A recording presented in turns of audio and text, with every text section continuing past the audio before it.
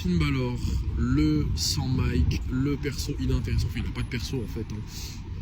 Nouveau title shot contre Punk, donc cette fois-ci au Chamber, à Chicago, donc chez Punk.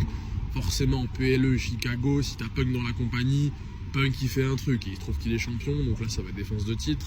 Et il se trouve que Balor c'est plus ou moins le mec qu'ils essaient un peu de nous mettre sur le devant de la scène. Comme ce mec un peu qui a l'air d'avoir un petit programme contre Punk depuis des semaines maintenant. Ça a commencé un peu à Belfast là en Irlande, parce que c'est chez Balor, du coup title shop, hop voilà tout simplement.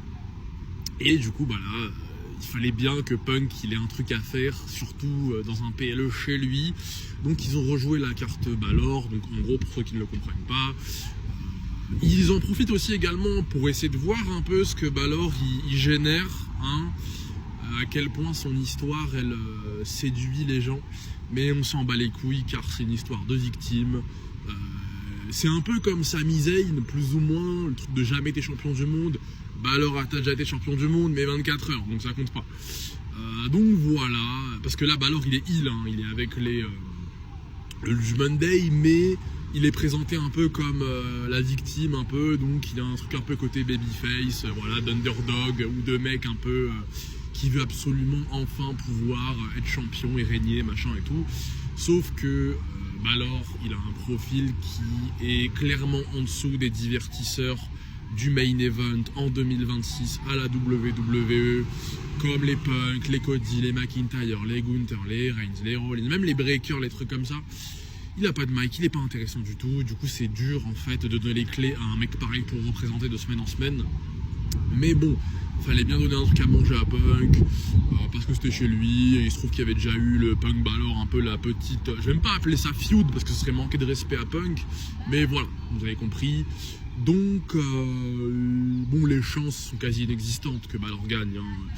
Je vois absolument pas Balor gagner. Enfin, inconcevable en fait de se priver de l'affiche Punk Reigns qui est une affiche vraiment box-office stratosphérique, businessment parlant, pour un Mania.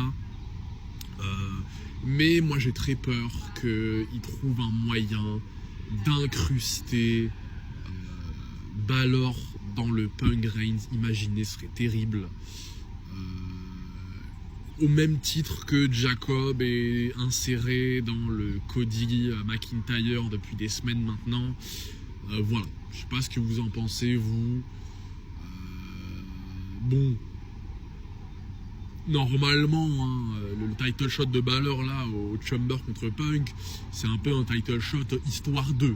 Parce que le PLE il est à Chicago et Chicago c'est chez Punk. Parce que Punk il est champion, du coup il doit défendre.